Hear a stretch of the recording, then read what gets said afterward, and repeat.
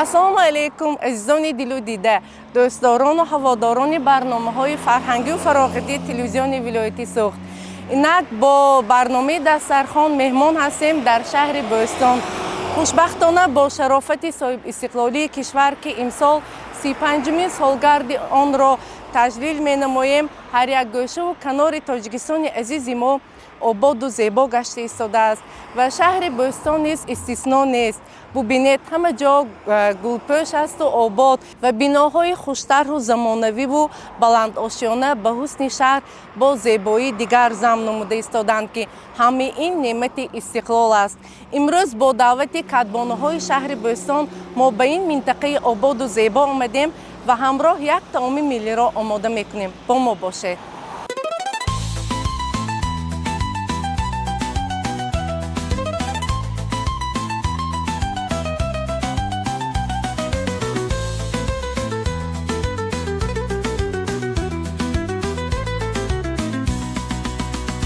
имрӯз ба пешвози солгарди ҷашни миллии 35-солгии истиқлоли давлатии ҷумҳурии Тоҷикистон ҳар як гӯшаву канори кишвари азизамон ободу зебо гашта истодааст ва барномаи Дастархон низ имрӯз дар як макони зебо ва воқеан миллӣ оросташудаи маҷмаи хизматрасонии Шаҳри Сабз воқеъ дар шаҳри Бӯстон сабт мешавад ва тавре медонем дар шаҳри Бӯстон аз ҳар шаҳру ноҳияҳо, аз ҳар минтақаҳои Тоҷикистони азизамон сокинон истиқомат мекунанд, кору фаъолият доранд ва имрӯз бо кадбонаҳои ин минтақа як таоми миллиро омода мекунем ва медонем ки ҳар як минтақаи Тоҷикистон бо усули хоси худ таомҳои миллиро омода мекунанд ва дар рафти барнома мо тарзи омода кардани боз як таоми миллиро бо ҳам мебинем.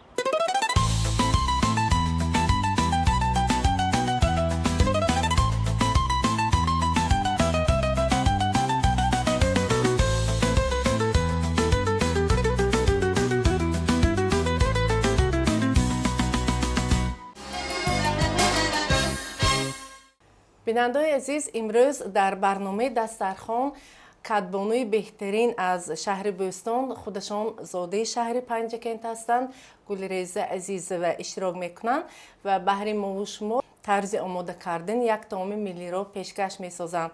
Гулреза дар бисёр аз чорабиниҳои фарҳангии озмунҳо иштирок карданд ва чанде пеш дар як озмуни вилоятии кадбонуи беҳтарин низ иштирок карда бо тайёр намудани таоми миллии угро ҷои аввалро ишғол карданд ва имрӯз дар барнома мо бо Гулреза маслиҳат кардем ки тарзи тайёр намудани ҳамин таоми миллиро пурра нишон диҳем.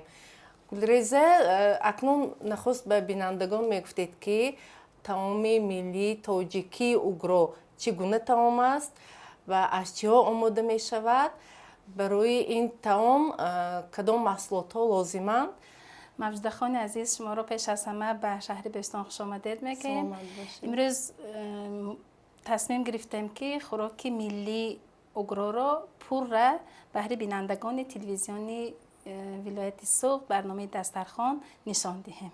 ба ин таоми миллие ки мо имрӯз омода менамоем, пеш аз ҳама барои звола гирифтанаш ба мо орд, намак, тухм, об лозим мешавад ва баҳри худи омода намудани таом ба мо лозим мешавад нахӯд, сиёҳ-алаф, кабудиву райҳон, чакка ва намак. Дар ҳамаи минтақаҳо ин намуди таом ҳаст ва ҳар як минтақа бо усули ба худ хос тайёр мекунанд. Албатта ин хӯрокро дар ҳар минтақа ҳар гуна омода менамоянд, бо равған, бо зирбак, бо гӯшт, бо қима. Имрӯз мо тасмим гирифтем ки фасли тобистон аст, ҳаво бениҳоят гарм аст, хӯроки баҳорӣ ва яъне парҳезӣ аст, бе равған, бо чакка, чаккаи маҳаллӣ. Албатта ин угроро чӣ мегӯянд? Оши бурида. Оши бурида мегӯянд. Дар баъзе минтақаҳо отала ҳам мегӯянд, чунки дар тарафи минтақаҳои хатлон инро ба номи отала мегуфтанд. угро мегӯянд, оши бурида мегӯянд, оши туруш мегӯянд, ҳар гуна ном бурда мешавад. Марҳамат. Аз чӣ оғоз мекунем? Мо ҳозир аз гирифтани звола оғоз мекунем. барои омода намудани хӯроки имрӯзи мо ба мо лозим мешавад орд. Пеш аз ҳама мо یک دانه تخم رو با آن همراه میکنیم و به ما نمکی میده. گلریزه بعضی کدبانوها در نمکاب چی میکنن؟ ارد رو میشورن. همین گونه هست، اما نمکی ما برابری ارد هست میشود. حل شود. یعنی بینندگان گرامی طوری دیده ایستادید هر یک کدبانو اسلوبی خاصی آماده کردن خمیر رو دارد و ببینید گلریزه تخم رو با ارد یک جای کرده بعد آب میریزم. بیایید من به شما کمک کنم. آب رو ریزم، شما خمیر رو شورید. برای خشره برآمدن و خشره تنک شدن اوگرو به ما آب خنک لازم است. آب باید خنک و خمیر سخت شوریده شود. بیشتر به خمیر همین اوگرو اهمیت دهیم، زیرا طرز آماده کردن خمیر به واسطه نقش اساسی را برای تنک کردن زیبا آمدن اوگرو و هم طرز بریدن آن، درست بریدن اوگرو به نهایت نقش مهم دارد. البته بعضا روغن هم علاوه میکنن و برای اوگرو خمیر رو تیزتر تنک میکند. اگر روغن همراه کنیم و خمیر سست آمدنش ممکن. برای همین خمیر اوگرو همه وقت سخت و با آبی خنک آماده شود. درست. گلریزه بانو اصلا فکر میکنم که اکثریت زنان و بانوان ما طبیعتا کدبانو هستند و به نهایت با مهارت هستند و اکثریت طعام‌های ملی ما رو با مهارتی بلند آماده میکنند و این رو من از آزمونی کدبانوی بهترین مشاهده نمودم و میدونیم که سبب این هنوز در نورسی و خوردیمون آموزانیدنی بیبی و مادرانی ما به همین کدبانوگی است. البته هر یک زن نوابسته از زن بودن پیش از همه مادر هست و باید کدبانوی بهترین باشد. درست. فکر میکنم سیری اساسی خوشبختی عائله نیز در همین است.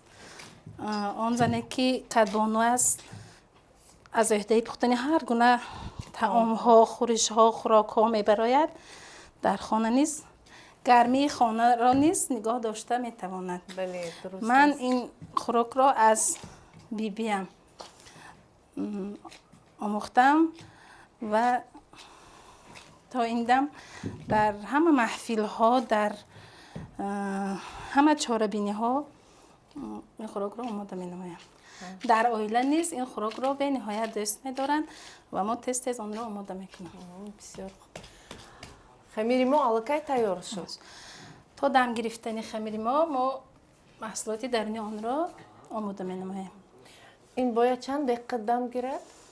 تا ملایم تر تا ملایم تر شدنش دم میگیرد. یک 10 دقیقه 15 دقیقه به ما لازم است.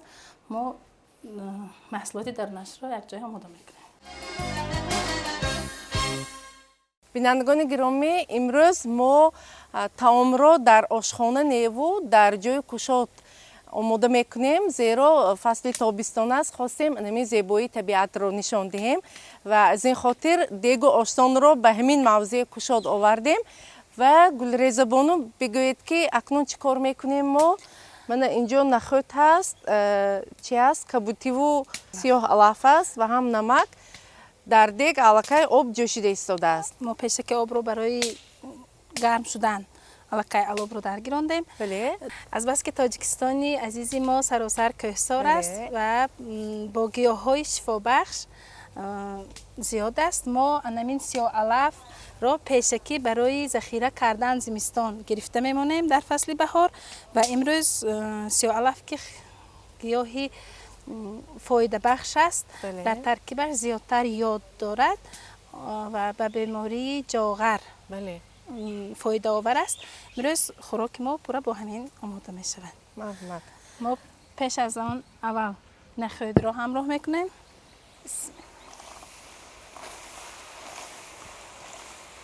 нахӯдро бинандаи азиз дар об аллакай тар карда монда, пештар дар об аллакай варам кардааст мегӯем ҳамин тавр? албатта. барое ки тез тез пазад, тайёр шавад. тез омода мо пешакӣ шавад. дар об тар кардем. Нахӯди Бале. тайёрро ба дег андохтем. Баъд аз он мо намин алафҳоро сиёҳ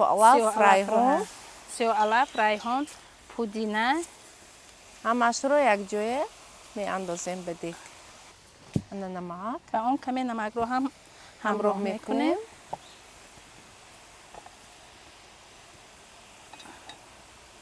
то пухтани нахӯд мо бармегардем ба қисмати асосии барнома, буридани угро. буридани угро. баъди намакро ҳамроҳ кардан онро омехта мекунем ва мегузорем, оташро паст карда мегузорем то нахӯд ва ҳамин сиёҳалафе ки мо ҳамроҳ кардем пазад.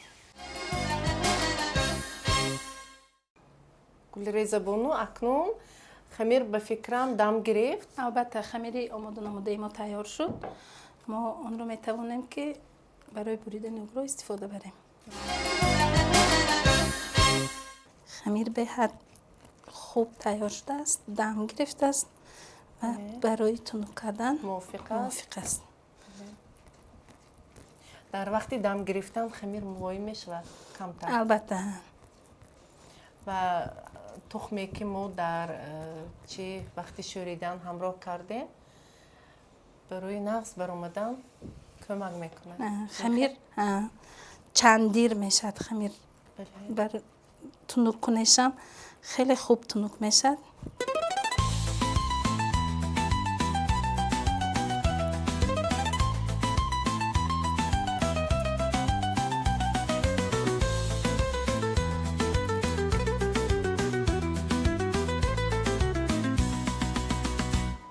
дар вақти истифода бурдан тунук кардани хамир дар қисмати аввал орд зиёдтар истифода бурда мешавад.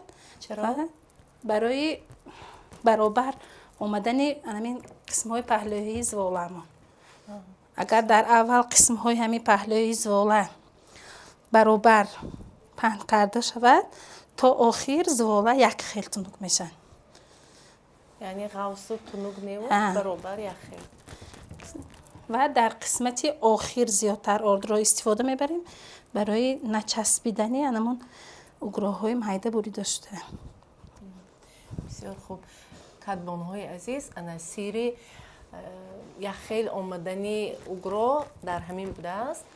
пеш аз оне ки бо тирак мегӯем ҳамвор кунем ҳама паҳлӯи аввал қисмати аввали зволаро баробар мекушоем. бисёр хуб. шумо Гулрезабону дар ҳамаи маҳфилу озмунҳо фикр мекунам бо ҳамин угробурӣ иштирок мекунед. албатта на танҳо буридани угро, балки пухтани якчанд намуди дигари хӯрокҳои миллиро ҳам аз эҳтияҷ ба хубӣ мебароям. офарин. аз ҷумла оши палов. бисёр хуб. олӣ.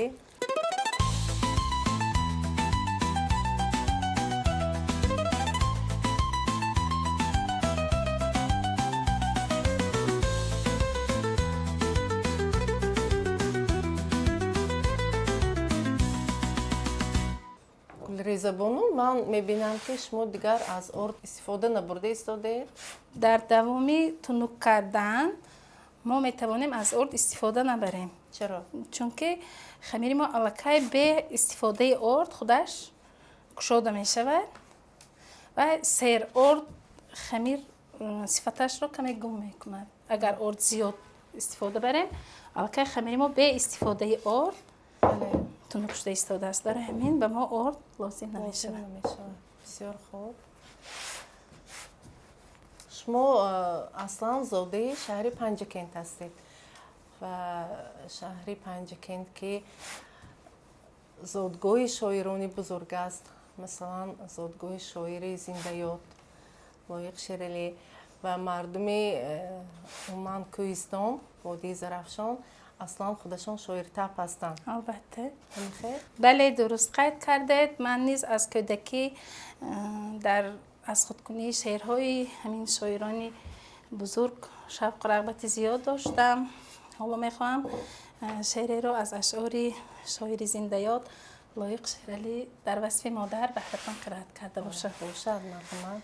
نهادم دسته گل این سحر روی مزار تو، گل از آرزوهای جوانی و بهار تو، نمی غنجد یگان در گوشه خواب و خیال من، که این آرامگاهی توست و ختم روزگاری توست. قرار را نمی دانستی در روی زمین عمره، چیسان در زیر خاک آسود جانی بیقراری تو. تو از بس که ملک بودی در این دنیا در آن دنیا، خدا آموزگاری توست ملائک نیز یاری توست. تو با پرسنده ها آنجا مدارا کن برای من، به امیدی که آیم نیز روز بر کناری تو. آفرین آفرین. فکر میکنم که شما آموزگار هستید، چون با ادبیات سرکار دارید و هم یک لحن زیبا یک لحن شیرین هم دارید. البته من آموزگاری صنف‌های ابتدایی مؤسسه تحصیلات علاوگی رقم 10 شهر بستان به نام کریم عبداللطف میشم. با یک سیر اساسی همین کار در آن است که وزن باید بالای همین زواله توپی که ما تونو کرده استادیم زیادتر با وزن پرتافته شود، چون که با همین قوه دست و برابری ما میتوانیم تنها زواله را از همین دو طرفش از مابین گرفته اگر بریم اینجاها کلان شده خمیر ما صفتش رو گم میکند. پهلوهای همین توپه کلان شده سیرک میبراید، برای همین ما تنها با قوه دست تنها از همین دو طرفی همین تیرک داشته آن را مولش میدیم. البته بیننده عزیز هر یک کار راه و روش خودش را دارد و اگر خواهیم که اوگروی ما یا توپه ما با یک نمودی زیبا آماده شود، خوب میشد از همین راه و اصول ها استفاده بریم.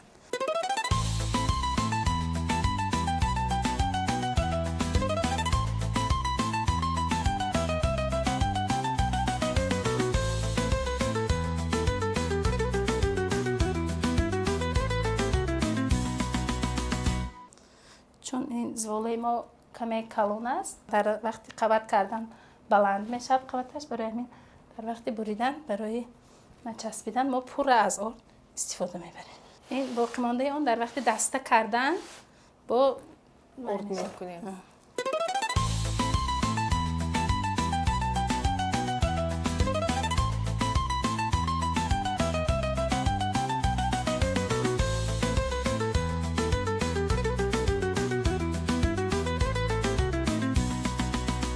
البته برای بریدن توپه اوگرو هم کردی مخصوص که برای دست موافقت و تیز باشه کردی مخصوص است بریده میشه و اما پشت دست خلال نرساند. جایمان رو موافق میکنیم و کرد رو درست میزنیم که میگن که شانه نزند، یعنی که همین اوگرو یک دیگرش به چسبیده به ازن نبریده میموند، از تیغ دور میموند، برای همین جا موافق باشد.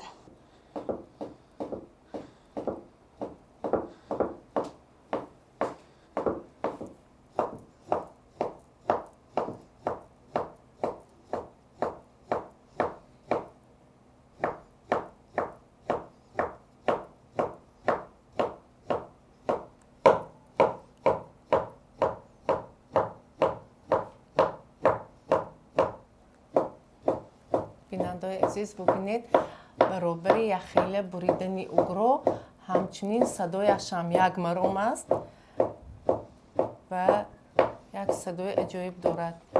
کرد وقتی که به تخته میزند آواز بیاورد. بله یک آواز عجایب دارد.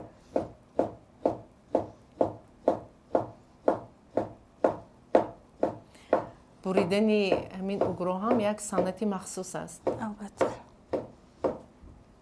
حالا ما اوگروی بریده خودمان رو دسته میکنیم. هرچی زودتر آن رو کشاییم خوبتر دسته کرده می شود، چون که اوگرو در حالت آرد را زیاد استفاده بردیم، همین زوالت توپه ما شخ شده میموند، دسته کشش دشوار می شود. این دسته یعنی ما قسمتی دو قبطی اول رو بالای تخته میکشویم، قبطی دیگر باز در قفا می ایسته، در وقت جمع کردن آن علاقه خودش برابر می شود. انا واقعا بریدن اوگرو یک صنعت بوده است. ببینید مثل کوکو دسته شدن. این اصلا جدا نمی شود؟ نه. برای همین در قسمت اول گفتیم که خمیر اوگرو باید سخت مانده شود. آفرین.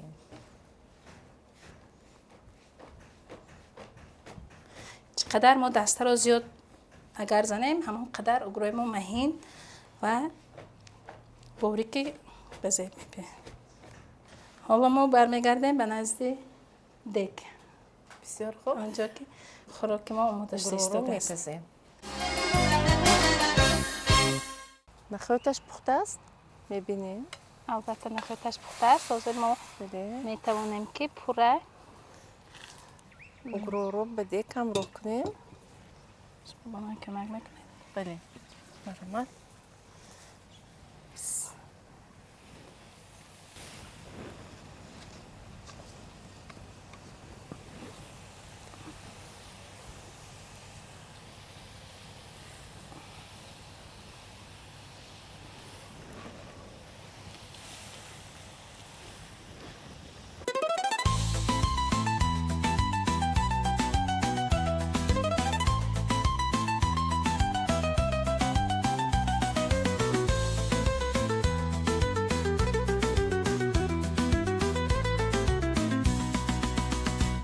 انا به جوشیدن آغاز کرد. این باید در علوی بلند جوشد. در علوی بلند در یک حالت اول نگاه میکنیم و در قسمت دوم ما میتوانیم به اون آب خنک برای همین اوگروها به هم دیگر نچسبیدن همراه میکنیم. آمیخته میکنیم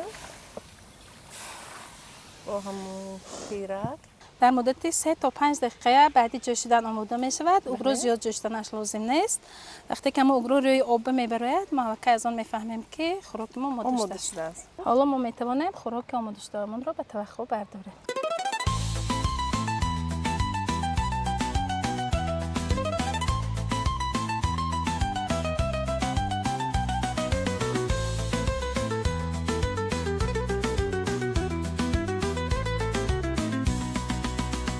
هنه تمامی امروزه ما هم آماده گردید.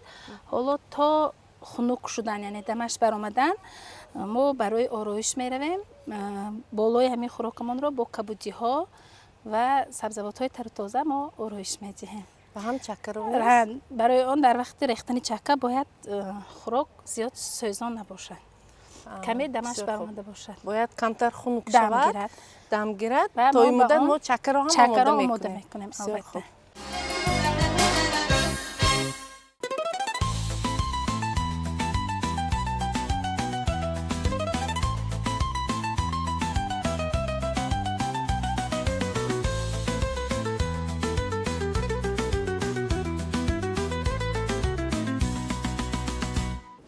بیبی جان شما با چی کار مشغول؟ بیایید من یک خورش آماده نمایم گفتم.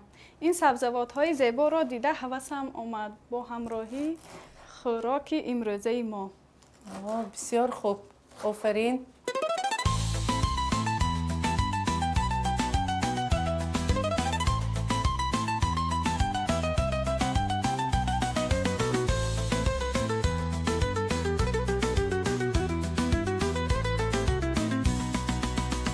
حالا تا خورشی بیبی جان آماده شدنه ما چکه را میتوانیم آماده کنیم. چکه را با آب آمیخته میکنیم؟ البته با آب آمیخته میکنیم. این چکه ما به نمک است. برای به ما نمک لازم نمیشود.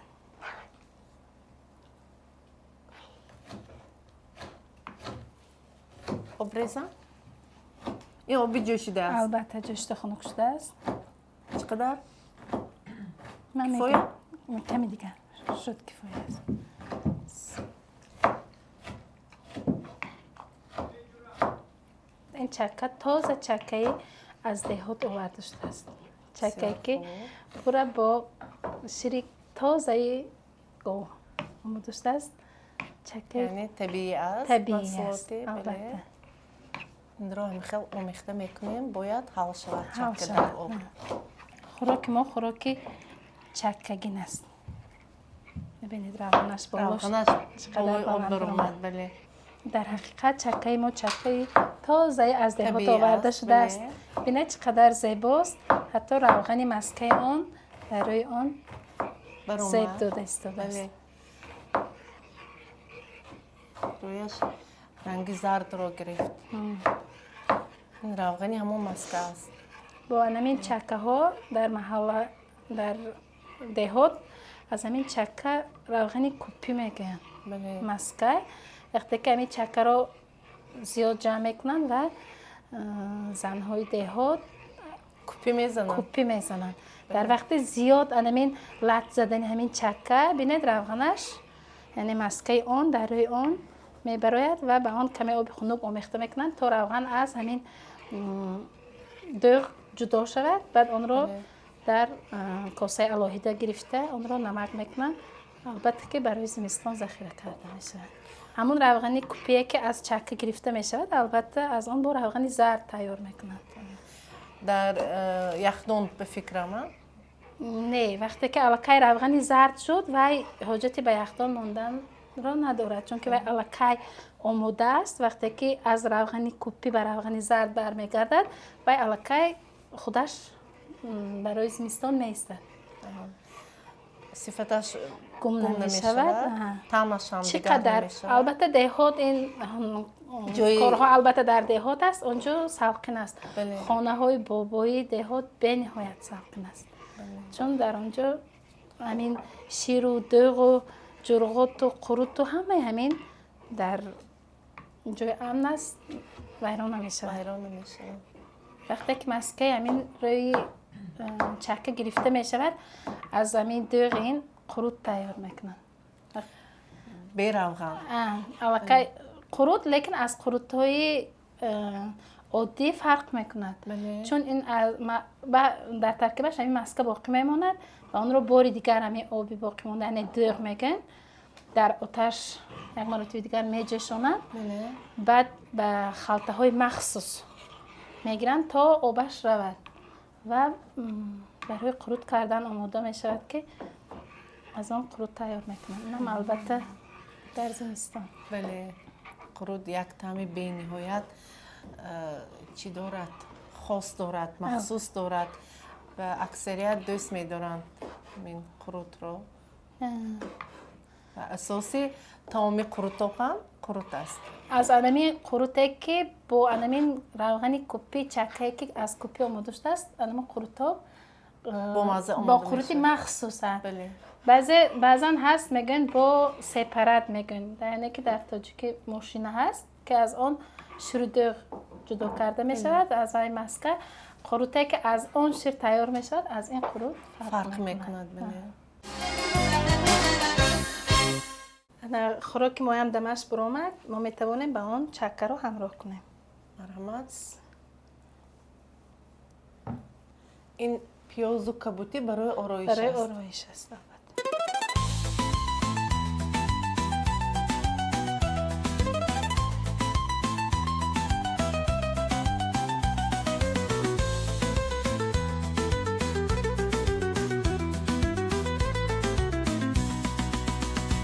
بیننده‌های عزیز در یک مدتی کوتاه ما توانستیم باز یک طعام ملی رو طعام اوگرو رو برایتان معرفی سازیم. البته این طعام خودش طعام معمول است و طوری در آغاز گفتیم در هر منطقه به نمود مخصوص آماده می شود و امروز ما در برنامه بیشتر به طرز آماده نمودن خمیر و بوریش اوگرو اهمیت دادیم و البته حالا مزه اون رو می چشیم.